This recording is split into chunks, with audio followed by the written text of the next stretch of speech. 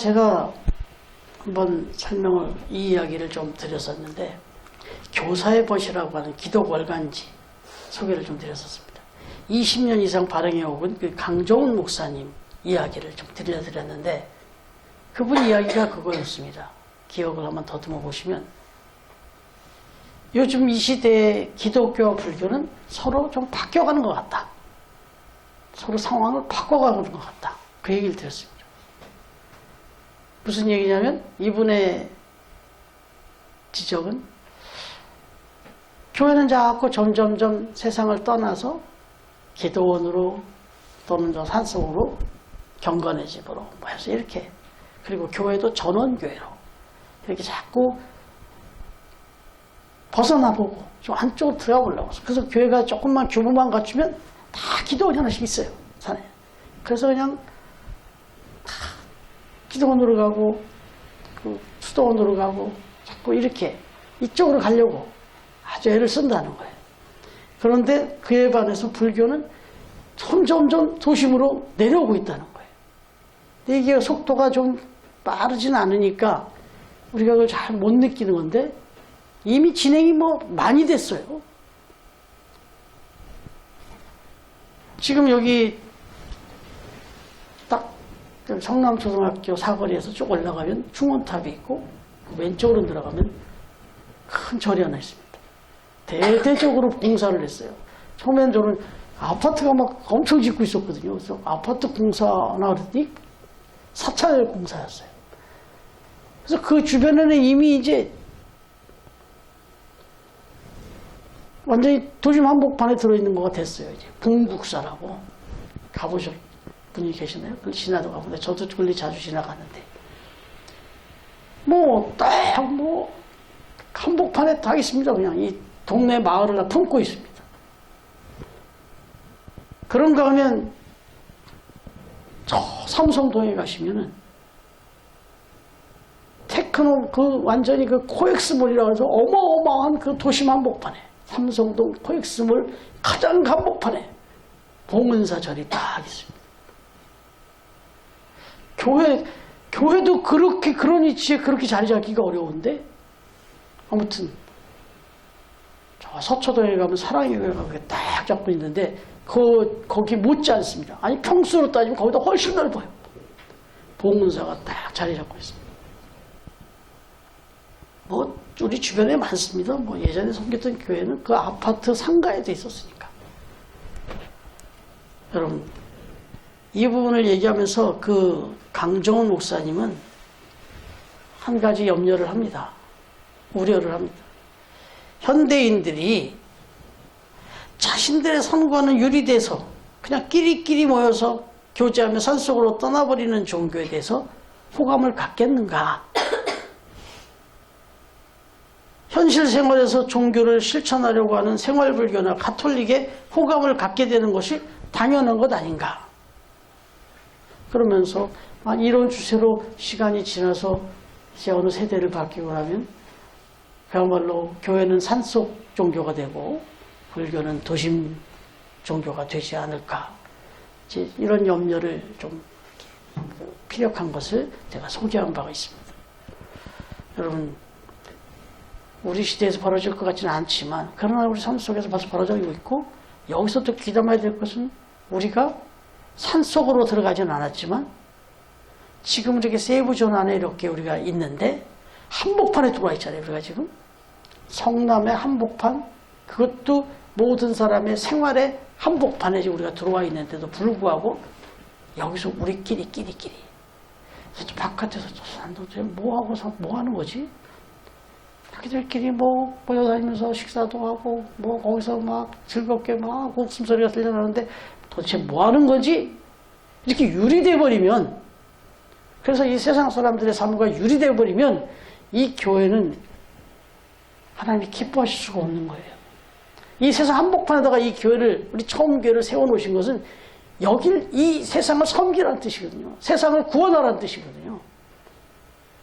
그런 의미에서 우리는 정말 틈만 나면 뭘 들고 나가서 전달하고 이제는 기다리시는 분들이 제법 있잖아요. 그리고 지금 옆에 바로 여기 가구점 여기 지금 하시는 그 사장님, 매니저님도 그 옆에 거기 계산대하고 뭐가 있어요. 근데 그 옆에 이게 딱 있는 거예요, 이게. 네. 이게 딱 이렇게 딱 있어요, 이렇게. 가보세요, 한번. 지나가 보시면 있습니다. 이게 이렇게 딱 놓고 이걸 매일 보시는 거예요. 지금 뭐, 여기 지금 매니저들의 그 책상 뒤에 이게 거의들 있잖아요, 지금. 그리고 우리가 갖다 차를 나누고 이러면 다음번 차 나눌 때 제가 좀 따라가 봐야 되겠네요. 네. 하여튼 반갑게 밝게 이렇게들 받아주시고 또 간증도 해주잖아요. 우리 예나 모친께서는 너무너무 힘들었던 때가 있었는데 이 말씀을 그날 말씀인데 그날 그렇게 용기가 나더래요. 이 말씀을 읽고 그냥 다시 한번 힘을 냈다. 이 얘기를 간증을 해요. 사모한테 와서. 네, 아무튼 그런 의미에서는 참 감사하게 지금 우리가 이렇게 섬기고 있는데 오늘 말씀 이 신앙 고백을 통해서 다시 한번 돌이켜보자는 거죠. 첫 번째로 우리가 먼저 생각해야 될 것은 이 사도신경이 지금 6번째 신앙 고백에 해당하는 건데 한번 우리가 보시면 뭐라고 나오냐면 하늘에 오르시어 전능하신 아버지 하나님 우편에 앉아 계시다가 이게 한 패러그래프예요. 이게 한 소절이에요. 하늘에 오르시어 전능하신 아버지 하나님 우편에 앉아 계시다가 이걸 우리가 지금 고백하잖아요. 우리가 신앙 고백에 이게 나와요. 예수님은 하늘에 오르셔서 전능하신 아버지 하나님 우편에 앉아 계시다가 올라가서 앉아 계신다는 거예요. 그걸 우리는 믿는다고 고백하고 있어요. 이게 무슨 의미일까요? 예수님께서 하늘에 오르셔서 전능하신 하나님 아버지 우편에 앉아 계신다라고 하는 것을 믿는다고 고백하는 거냐면 분명히 천국은 있다는 거예요. 하나님의 나라는 분명히 있다는 거예요. 예수님이 천국에 올라가셨잖아요. 가신 곳이 있잖아요, 지금. 그걸 우리가 믿는다고 고백하는 건 천국이 분명히 있다는 거예요. 하나님의 계시는 그 보좌가 있다는 거예요. 그걸 우리가 믿는 거예요. 그걸 고백하는 겁니다. 현존성을 분명히 보여준 사건이 예수님이 하늘을 오르신 거예요. 예수님이 우리가 아는 대로 돌아가셨잖아요. 그러나 그 사망 것을 이기고 다시 살아나셨는데 분명한 것은 죽음을 이겨내고 죽음 너머에 있는 저 하나님의 나라를 가셨단 말이에요. 그러니까 우리에게 분명한 메시지를 주는 거예요. 우리는 그걸 믿는다고 고백하는 거예요. 나는 이 고백할 때마다. 그런데 이제 여기서 여러분 분명히 하나님의 나라가 있고 예수님이 거기를 가셨어요. 우리도 그곳에 갈 수 있다는, 우리도 가게 된다는 확신을 주셨어요. 그런데 11절 말씀에 보니까 11절 가운데 뭐라고 되어 있는지 한번 읽어봐 주실래요? 11절 시작. 이르되 갈릴리 사람들아 어찌하여서 하늘을 쳐다보느냐 너희 가운데서 하늘로 올려지신 이 예수는 하늘로 가심을 본 그대로 오시리라 하였느니라. 여기서 너희 가운데서 하늘로 올라가신 이래야 되는데 올라가셨잖아요, 예수님이. 근데 올라가신이라고 안 하고 뭐라고 써 있어요? 올려지신. 이게 뭐예요? 이게 타동사라고 그래요. 타동사. 자동사가 아니고. 올라가시는 자동사예요. 스스로 움직인 거예요. 근데 올려치시는 누가 끌어당긴 거예요. 그러니까 분명히 하나님의 나라가 있습니다. 그리고 그 하나님의 나라를 우리가 갑니다. 그런데 예수님도 자기 스스로 가지 않으셨어요. 위에서 하나님이 견인해 주셨다는 거예요. 그러니까 저와 여러분이 하나님의 나라를 가는 건 맞아요. 그런데 우리 스스로 갈 수 있는 게 아니에요. 내가 노력하면 갈 수 있는 게 아니고 하나님께서 우리를 당겨주셔야 돼요. 우리를 끌어주셔야 돼요. 견인해 주셔야만 우리가 갈 수 있는 거예요. 이게 이제 복음을 전해야 하는 이유예요. 우리가 그런 말씀을 이제 하는 얘기가 예수 믿으면 천국 간다. 맞아요. 맞는데 예수 믿고 천국 가는 것은 예수를 믿었기 때문에 내가 이제 내 마음대로 갈 수 있다가 아니라 하나님이 내가 예수를 믿는 순간에 하나님께서 우리를 이제 하나님의 자녀로 삼으셔서 우리를 불러주신다는 거예요.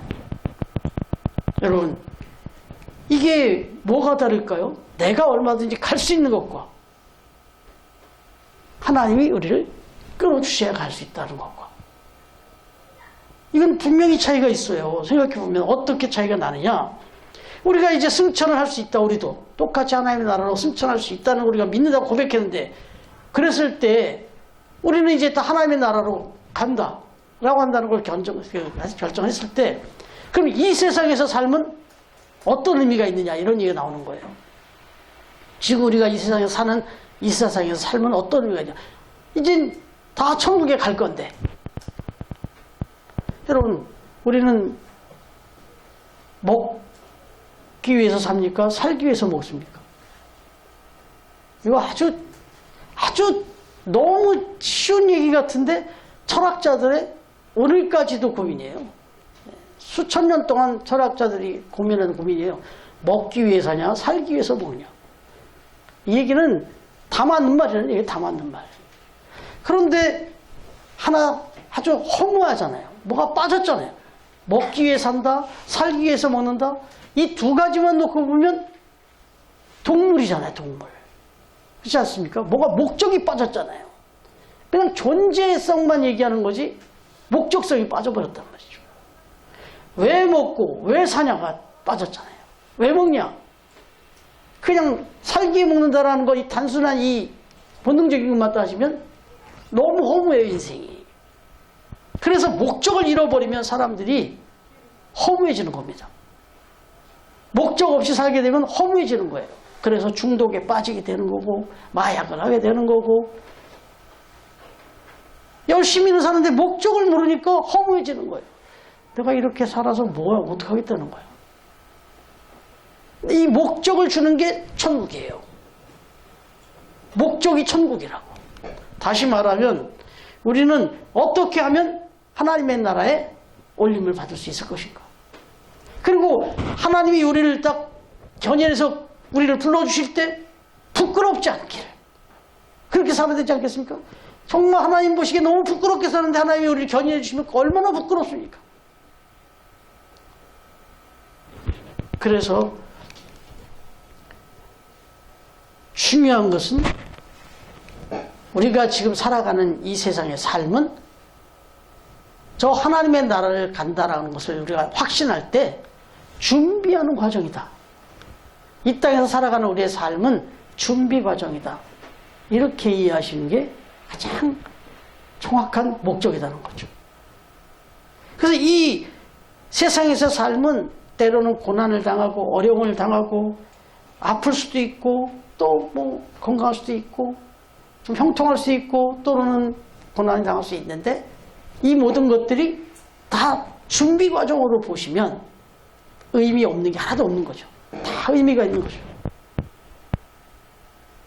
그래서 이런 부분을 우리가 고민하면서 살아야 되는데, 이 고민거리가 없고 내 삶이 그런 천국을 준비하는 삶이라는 것을 잊어버리면 이제 목적을 잃어버리고 허무해지고, 그래서 솔로몬이 얘기했던 것처럼 헛되고 헛되니 모든 것이 헛되도다, 이런 고백이 나오고, 이런 고백이 오면, 이런 그 느낌이 오면 잘 사는 사람, 못 사는 사람, 건강한 사람, 병든 사람, 배운 사람, 못 배운 사람, 많이 가진 사람, 적게 가진 사람 할 거 없이 극단적인 쪽으로 몰려져요. 그래서 그걸 우리한테 반증해 주는 게 전직 대통령도 기업의 총수도, 그리고 엊그저께 안타깝게도 그래도 저 조계종이라고 하면 불교계에서는 최고로 알아주는 곳 아닙니까? 거기에 33대 조계종 총무원장을 지낸 분, 그리고 연임까지 하고 뭐 그 임기까지 다 채운 분은 그분밖에 없다네요. 그리고 그분이 조계종 총무원장이 될 때는 역대 지지율이 가장 높게 되셨던 분이라네요. 그만큼 지지도 받고 존경을 받고 그랬던 분이 그 자성스님이라고 하시는데, 제가 단정져서 말씀을 좀 없기 때문에 조심스럽습니다만은 여러 가지 정황이 스스로 목숨을 끊으신 거 아닌가, 이런 염려가 나오잖아요. 지금 뭐 여러 정황이 그래요. 그래서 지금 좀 혼동에 빠졌습니다. 또 뭐 유서가 나왔다고도 하고. 근데 그게 너무 미신적답니다. 이분이 워낙 영향력을 막강하게 행하는 분이다 보니까 여러분 알다시피 우리 기독교계에도 뭐 남 얘기할 수 없을 만큼 참 부패 있는데 이쪽 불교계도 아시잖아요. 얼마나 지금 거기도 그분들이 가장 싫어하는 그런 물질건으로 싸워 있잖아요. 그분들도. 그러니 이런 위치에 있는 분이 얼마나 고뇌가 깊었을 것이며 또 이분을 얼마나 미워하는 사람이 있었겠냐. 그래서 지금 단정을 못 짓고 있습니다. 아직.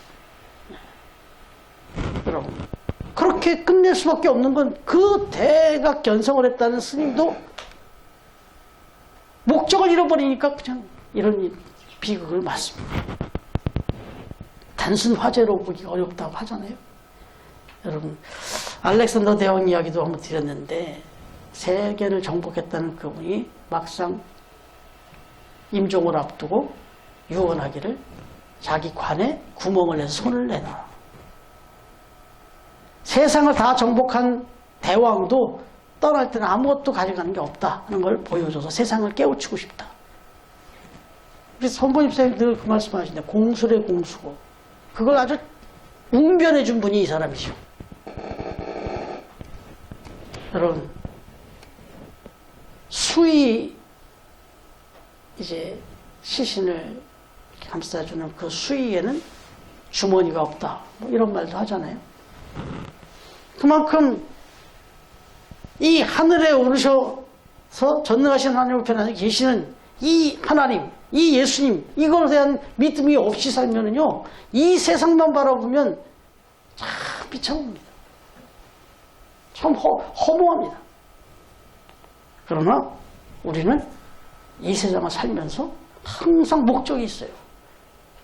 여기는 잠시고 어머니 태중에 있는 10달에 해당할 뿐이고 이걸 깨고 마치 그 아이는 죽는 것 같은 탄생이 이루어졌을 때 이 어머니 자궁 안에서 이 태중에서의 10개월하고는 비교할 수 없는 어마어마한 세상이 벌어지는 것처럼 우리가 이 세상에서 어떻게 살든 이 세상을 지나서 하나님의 나라 갔을 때는 상상할 수 없는 우리가 한 번도 경험하지 못한 기가 막힌 세계가 준비되어 있다는 거. 예수님이 가셨단 말이에요. 거기에 지금.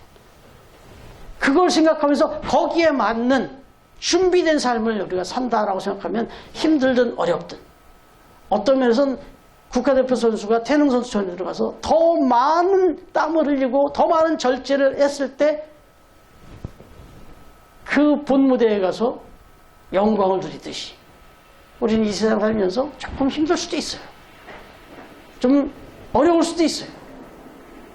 그런데 그게 결코 다가 아니에요. 그건 준비예요. 훈련이에요. 그러니까 위로받을 수 있습니다. 힘을 낼 수 있습니다. 여러분 바로 그 부분을 우리에게 말씀해 주시는 거예요. 하늘에 오르시어 전능하신 아버지 하나님 우편에 계시다가 라고 하는 것을 우리가 고백하면서 어찌 땅만 바라보면 사느냐. 하늘이 있다. 이걸 말씀해 주시는 거예요. 이걸 믿는다라고 우리는 고백하는 겁니다. 그 다음에 거기로부터 살아있는 자와 죽은 자를 심판하러 오십니다. 나오죠. 네? 거기로부터 살아있는 자와 죽은 자를 심판하러 오십니다. 그러니까 올라가셨어요. 승천. 근데 또 거기로부터 오신답니다. 그러니까 제자들은 승천하신 예수님을 바라봤어요. 그러니까 예수님의 그 승천 모습을 지켜봤습니다. 오늘 말씀하니까 제자들이 자세히 하늘을 쳐다보고 있었다 그러죠. 이건 그때도 말씀드렸지만 오랫동안 쳐다봤다는 거예요. 그야말로 구름이 다 사라질 때까지 구름 한 점 어디 흔적도 없을 정도까지 끝까지 그만 쳐다보고 있었던 거예요. 여러분 이게 이제 중요한 메시지예요. 여기에 10절 11절에서 흰 옷 입은 두 천사가 제자들의 시선을 바꾸어주는 얘기가 나오죠.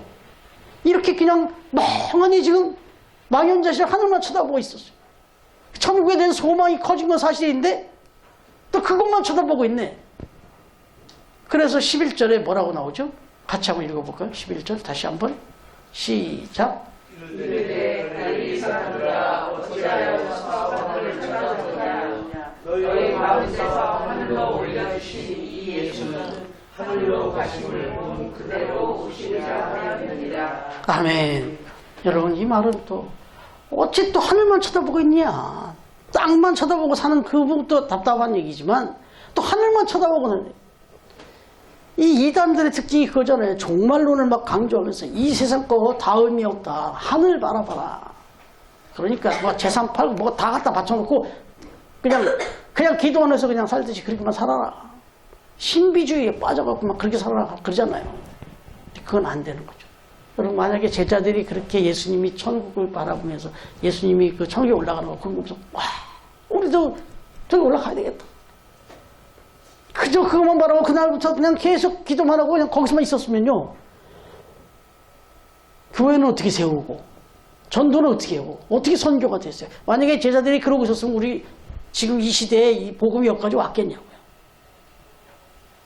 그걸 보고서 거기에 매여있는 사람들을 제자들을 향하여서 어찌 서서 하늘만 바라보고 있느냐.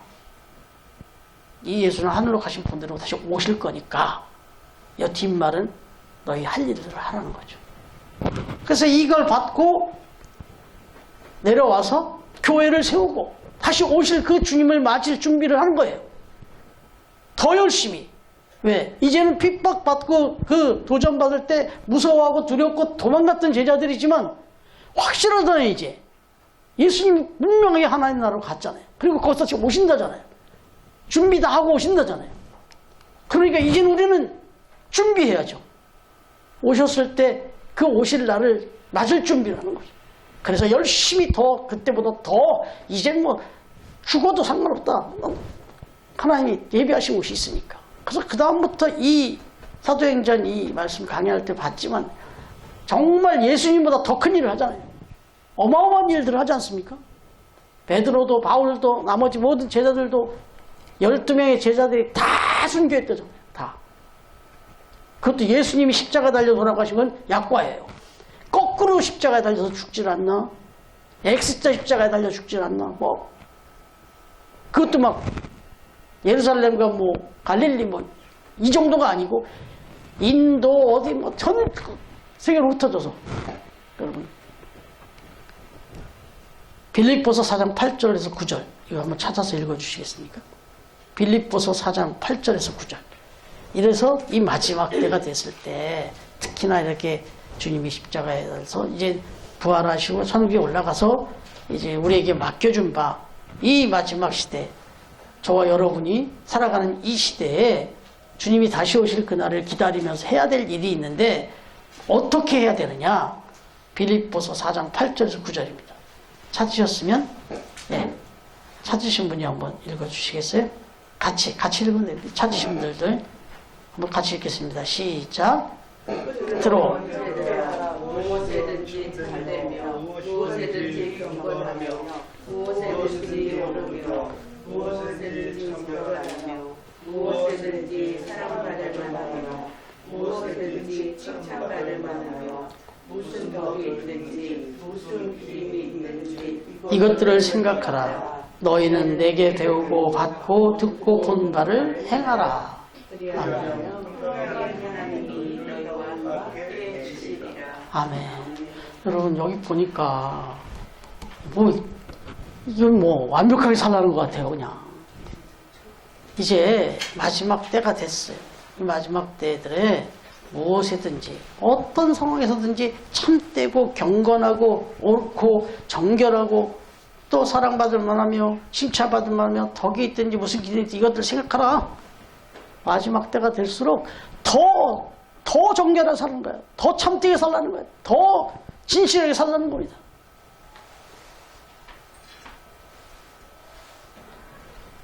지금 살짝 공개를 할게요. 내년 표어는 여기에 또 3개가 달리는데 내년 표어는 신실하게 한번 따라해 보실래요? 신실하게, 진실하게, 성실하게. 네, 내년 표어는 지금 달력에 지금 찍어서 달력이 들어와 있습니다. 네, 달력이 지금 들어와 있습니다. 신실하게, 진실하게, 성실하게. 너무 우리 평범한 날일 수도 있지만 우리가 이렇게만 살 수 있다면 그게 하나님 나라 이 마지막 때를 준비하며 살아가는 가장 하나님 기뻐하시는 삶이 될 줄로 믿습니다. 그래서 오늘 빌립보서가 그렇게 말씀하는 거예요. 여러분, 어느 부인이 병원에서 건강한데 갔더니 6개월밖에 더 사실 수 없다는 그런 시한부 판정을 받았답니다. 어떤 질병인지는 제가 모르겠는데, 근데 이분이 그 시한부 판정을 받고 보니까 아직 건강한 것 같은데 그렇게 판정이 난 거예요. 마음이 무너졌죠. 마음이 무너진 거죠. 잠깐 그 판정을 받을 때만 해도 마음이 무너져 내려서 모든 걸 다 내려놨죠. 근데 가만히 생각해 보니까 다시 마음을 고치게 된 거예요. 그래, 남은 생이 6개월인데 내가 이 남은 6개월만이라도 내가 좀 더 그동안에 내가 생각지 못했던 거, 내가 좀 허탄했던 거 다 내려놓고 더 진실하게 살자. 그러면서 더 많은 사람들에게 사랑도 베풀고 또 시간을 아껴서 봉사도 하고 사랑도 하고 또 뭐 하나라도 더 꼼꼼하게 최선을 다하고 그렇게 살았다네요. 근데 아무래도 몸이 뭐 그렇게 이상하지 않는 거예요, 계속. 근데 이제 다시 병원을 갔더니 그게 오진이었더랍니다. 그게 오진이었더라는 거예요. 얼마나 화가 났겠어요, 또. 그런데 이분은 눈물을 쭉 흘리면서 하나도 화를 안 내고, 아, 감사하다. 아, 하나님 감사합니다. 이렇게 됐다는 거예요. 왜요? 자기가 6개월밖에 남지 않은 인생이라는 생각하면서 보니까 너무너무 하루하루가 소중해서 진실하게 살았는데, 아, 이 삶이 너무 값지다는 거 알았어요. 그래서 오진된 거 알고 난 나머지 상이 이제 나머지 시간 주어진 인생을 그렇게 살게 됐다는 거예요. 그 오진 경험을 인해 가지고 자기는 끝나는 인생이다 생각해서 그 6개월을 그렇게 했던 시간을 이제 그렇게 돌이켜서 남은 인생을 그렇게 살게 됐다는 거예요. 그러면서 할렐루야 감사하는 그런 고백을 했다는 거예요.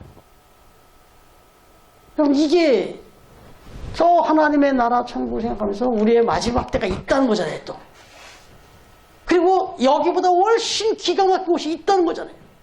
그걸 생각하면서 오늘을 더 진실하게, 더 신실하게, 더 진실하게, 더 성실하게 그렇게 사는 것.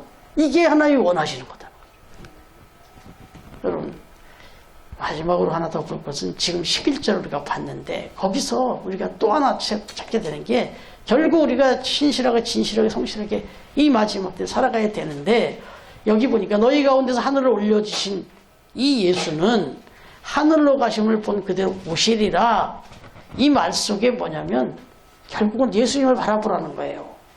아까 말씀드렸잖아요. 너희는 내게 배우고 받고 듣고 분발을 행하라 그랬는데 이거 지금 사도 바울이 이렇게 얘기했지만 결국 사도 바울은 누구를 보고 누구를 본받은 거예요?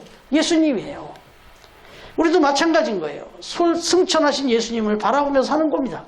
우리의 현실이 비록 고달프고 또 육신은 날마다 늙어가고 후퇴하고 또 육신의 질병은 또 너무 오랫동안 시달리기도 하고 그러나 분명한 것은 우린 다 저 천국이 약속되어 있는 사람들, 보장받은 사람들. 말 그대로 어마어마한 궁전 같은 아파트가 이미 당첨돼서 입주 날만 기다리고 있는 사람들. 우리 삼동 아파트에 저희가 살고 있잖아요. 한신 아파트에. 우리 총명 집사님보다도 연세가 더 많아 보였어요, 그분이. 근데 그분이 항상 좀 저기 한 얘기지만 세이브존 이런 얘기하면 안 되는데 세이브존 카트를 자기 지게차로 활용하시면서 올라와서 그 전쪽에 좀 어딘지 그 지역에 그 농사를 짓는 분이 쏙 올려준대요. 그걸 받아가지고 실어서 내려서 여기 세이브존 바로 입구 저쪽 그 지하로 들어오는 계단이잖아요. 예, 그쪽 입구 바로 앞에 보셨을 수도 있어요. 그분이 거기 앉아서 장사를 하십니다. 추운 날도 눈이 오는 날, 비 오는 날 항상 거기 이렇게 하셔요. 그리고 또 밤 이렇게 되면 끌고 올라오시면 저도 여러분 이렇게 밀어드리고 그래서 인사를 자주 해서 좀 친하게 지냈는데 그분이 그러시는 거예요. 어느 날 갑자기 이제 전 목회자를 모르시고 아유 저 이사 가요 그러는 거예요. 그러세요? 언제? 그랬더니 11월 때 15일 날 이사 가신다고. 그래서 어디로 가시는데 그랬더니 요 뒤에 지금 푸르지오 지금 지었잖아요. 산성역 푸르지오 해가고 거기 이사 갔네요. 거기 벌써 입주하는 거예요? 그랬더니 그렇대요. 그래서 너무 좋으시겠다고. 너무 좋으시겠다고 했더니 이제 이건 이제 못한다. 안 한다고 그러더라고요. 그래서, 그러시겠네요. 이게 뭐라서 그랬더니 글쎄 말이에요. 막 그래요. 근데 막 생글생글해버려요. 가만히 그분의 기억을 돌이켜보니까, 저렇게까지 열심히, 저렇게까지 힘들게 저렇게 하시나. 그랬더니 알고 봤더니 그 들어갈 날 기대하면서, 그 들어갈 날을 꿈꾸면서, 그거 때문에 그렇게 하셨던 거예요. 이 좀, 죄송한 표현이지만, 불쌍한 분이 아니었어요. 불쌍한 분이 아니었더라고. 저는 막 그걸 밀어드리면서 막 짠했거든요. 알고 봤더니 저보다 훨씬 더 그분을 내가 짠한 마음으로 그걸 밀어드리면서 땡겨드리면서 격려해드리고 막 그랬단 말이에요. 알고 봤더니 막 얼굴에 입이 여기 걸리셨는데 그래서 또 그 다음에 몇 번 뵀어요. 그래서 사모한테도 제가 인사를 시켜드리고 했는데 여러분 그렇습니다. 내가 들어갈 하나님의 나라에 대한 그 비전이 확실할 때는 지금 여기 살면서 좀 아파도 좀 여기 살면서 조금 가난해도 이게 쳐다보면 보면 위로가 되는데요. 그래, 이거 갖고 막 자랑하고 이것 때문에 막 목숨 걸고 사는 거 보면 참 그렇지 이렇게 되는 거죠. 여러분 바로 예수님을 바라보며 사는다는 것은 그런 겁니다. 예. 전에도 한번 말씀드렸지만 하나 더 말씀드리면 이 미국의 척 스미스 목사님이라고 계신데 그분이 갈보리 채플이라는 교회를 세웠는데 세계적으로 유명한 교회죠. 근데 여기 곽선희 목사님이라고 여기 소망교회 주신 목사님이 거기를 한번 들린 적이 있는데 꼭 서커스 천막 같더래요. 교회를 갔더니. 근데 사람들이 이렇게 앉을 수 있도록 그냥 나무로 의자를 그냥 막 걸쳐놓듯이 이렇게 나무 의자를 쫙 했는데 사람들이 참 많이 모여서 예배를 드리더래요. 근데 거기 그 교회 이름이 거기 딱 저는 간판이 교회 안에 딱 걸려 있는데 갈보리 채플 이렇게 돼 있는데 그 밑에 보니까 마라나타 공동체, 마라나타 커뮤니티 이렇게 써 있더래요. 근데 가만히 생각해 보니까 그렇지. 이게 뭐냐면 주님의 다시 오심을 기다리는 공동체 이런 뜻이거든요. 교회가 정말 성도들도 많고 거기 그렇게 하는데도 천막같이 교회를 져놓고 그냥 마라나타 커뮤니티 우리는 주님의 다시 오심을 기다리는 공동체다. 최소한의 그 공간만 있으면 된다. 건물 빌딩 막 짓고 이렇게 안 해도 된다 이런 거였던 거예요. 그래서 이분이 자기도 가서 많이 깨우치고 왔대요. 사실은 소망교회도 곽선희 목사님의 수준으로 그리고 또 그 교회 마부 정도 그 원년의 수준이면 저기 서초동의 사랑의 교회 못지않게 벌써 졌을 교회예요. 근데 가보시면 거의 한 2층 높이 그게 다예요 지금도. 그건 또 존경이 되더라고.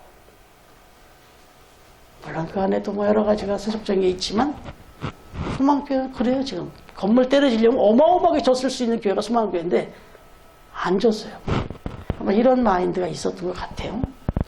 여러분 지금 이 시대에 지금 그래도 많이 자중됐어요. 코로나 한번 지나가고 난 다음에 교회들이 많이 본질적으로 돌아왔습니다. 그 전까지만 해도 건물 짓는 게 교회의 목적이었어요. 어떻게든지 건물 건설 하나 짓는 게 목적이었는데 지금은 그런 관점이 좀 많이 사그러지고 교회의 본질적이 돌아오고 요즘 들어서는 제가 그랬잖아요. 우리 처음 교회를 바라보는 기자들 또 동교분들이 아직도 앞에서 예배 드리나요? 이런 얘기를 많이 들었다고 하잖아요. 근데 지금은 베스트라는 거예요. 베스트라는 거예요. 여러분 제가 주중에랄 것도 없네요. 그저께 제가 그 일본 그 선교사님 지난번에 그 사모님 선교사님 오셨을 때도 뵀는데 또 그 남편 되시는 정재호 선교사님 오셨어요. 그래서 이제 근무하고 있는 그곳으로 모셨죠. 그래서 거기서 이제 식사 대접을 하고 같이 이렇게 교제를 했는데 그분 교회 이름이 뭐냐면 주보에다 내드렸습니다. 주보에 일본 가고시마 처치 M. 뭔 소리가 싶지 않으세요? 처치 M. 이게 처치 무부입니다. M, 무부. 움직이는 교회라는 뜻이랍니다. 일본의 특성상도 그렇지만 자기도 교회의 본질을 생각하다 보니까 어디에 딱 고정돼가지고 건물 짓고 뭐 이렇게 하는 교회 의미보다는 찾아가는 교회, 움직이는 교회, 흩어지는 교회, 현장에 나아가는 교회, 이런 교회를 꿈꾸면서 처치 M이라고 이렇게 졌다. 청교회도 같은 마음 아닙니까? 우리 지금. 그래서 정말 뭐가 코드가 또 맞으니까 그래서 또 서로 개인 이야기를 좀 나눴습니다. 그래서 우리가 기도하고 싶은 마음이 있어서 늘 기도하고 있지만 그래서 주부에다가 좀 싫겠다고 말씀드리고 제가 싫었어요. 그래서 또 우리의 기도의 반경이 또 우리가 또 품고 섬겨야 될 반경이 자꾸 넓어지는 것 같아서 하나님께 감사할 따름입니다. 여러분, 하늘에 오르시어 전능하신 아버지 하나님 우편에 앉아 계시다가 거기로부터 살아있는 자와 죽은 자를 심판하러 오십니다. 이걸 우리가 믿습니다 하고 신앙 고백을 할 때 그때마다 어째서 땅만 바라보고 사느냐 하는 음성을 들으시고 또 어째서 하늘만 바라보고 있느냐 라는 음성도 들으시고 이번 달 이 처음 만날 칼럼 내용 그 내용입니다. 우리에게 주어진 시간을 어떻게 사용할 것이며 가장 가치 있고 가장 소중한 것에 이 시간들을 마음껏 쓰시면서 하나님께 영광 돌리며 살아가는 다시 오실 예수님을 생각하며 증인으로 맡긴 삶을 잘 감당하며 살아가는 신실하고 진실하고 성실한 믿음의 사람들 다 되시기를 주님의 이름으로 축원합니다.